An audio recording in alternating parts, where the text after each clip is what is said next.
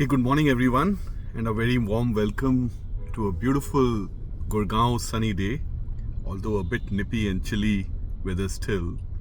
A very warm welcome to one of my morning mantras. Yeah. Let me just kick off by sharing a few facts or stories and then relate it to the key learnings I draw from them. Right?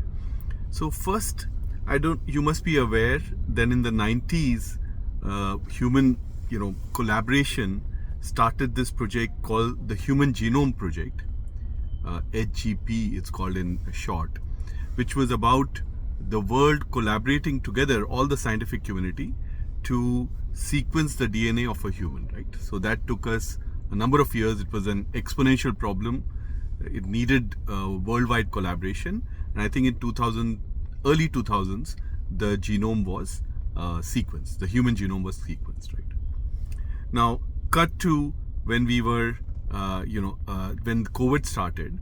At that stage, what's quite fascinating is that the genome of the COVID virus reached the US shores digitally well before the actual virus reached them, right? So the genome was sent, exchanged between scientific communities, and then what followed was quite magical. And let me just take an example of Moderna, which developed one of the vaccines. So how was that done? Of course, the key thing was the genome that reached them well before the actual virus struck the shores, right?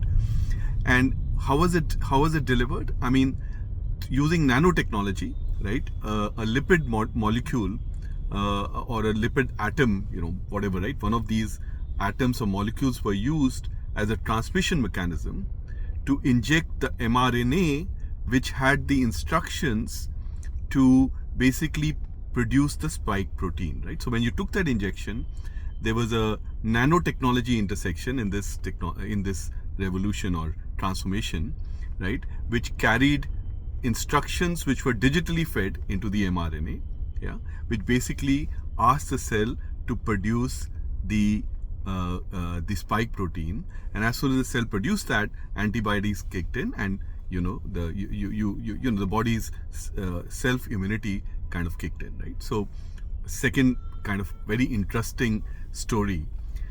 Then, of course, you must have seen the wave of you must have heard, experienced the wave of miniaturization of technology, right? So we started with milli, then we went to micro, then it's gone down to nanos, which is at the atomic level, right? Nanotechnology. Then, of course, pico, which is a level deeper, and then femto, right, which is going down to the nuclear level or nucleus level, right? So technology has been shrinking, and how is that working out for humanity? For a number of things. I mean, nanotechnology is amazing what's going on. Carbon nanotubes will probably replace silicon, as the next wave of for transistors and for computing. Nanotechnology is being applied for climate change, But what is also fascinating in space technology, you would have seen, again, this, intersected with space is resulting in, smaller and smaller satellites, right? Again, they're like this, mini nano satellites.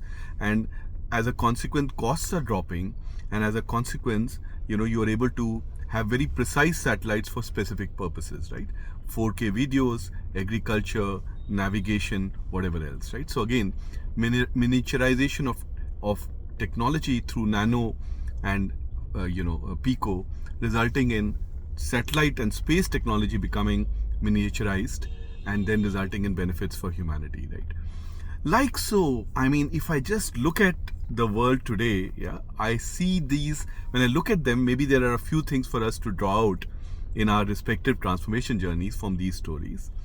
One is, building the culture for cooperation and collaboration, right? Had somebody not said that we are going to solve exponential problems not on our own, but through collaboration, the Genome Project would not have been born. And if the genome wasn't born, we would have been very late in solving COVID, right? So collaboration as a mindset, right, which we know. I mean, look at open source software, right? It's quite amazing. The wildfire of AI today has a direct relationship to global, open source software that you can use, right? So one is collaboration. Second is, the ability to intersect different disciplines, right? Nanotechnology on its own, perhaps not, but nanotechnology moved, kind of mixed with digital, mixed with genetics, is what resulted in, this amazing concept of coding an mRNA. Now, by the way, this is not just COVID, right? A lot of people are now experimenting and in various stages of trials where vaccines using nanotechnology can be just ingested through your nose, right? Through nasal pathways.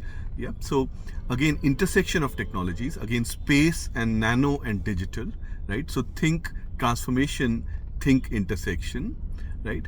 And then I think transformation, something I've said before, maybe think also exponential, right? So, when I looked at some of these fascinating stories about, the Human Genome Project, how the mRNA impacted miniaturization of technology and its impact on space, its impact on, on medicine, its impact on energy, climate, right?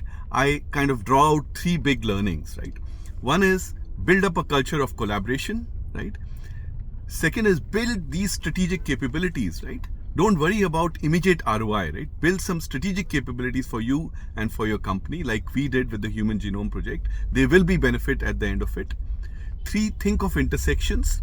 Think of intersections, because in those intersections lie, kind of innovations and lie breakthroughs. And fourth, which I've always said, dream big, go after bold, transformative problems, and using some of these mantras, you should be able to resolve them, right? So that's all I had to share on this beautiful sunlit day. Have a great day, everyone. Cheerio. Bye-bye.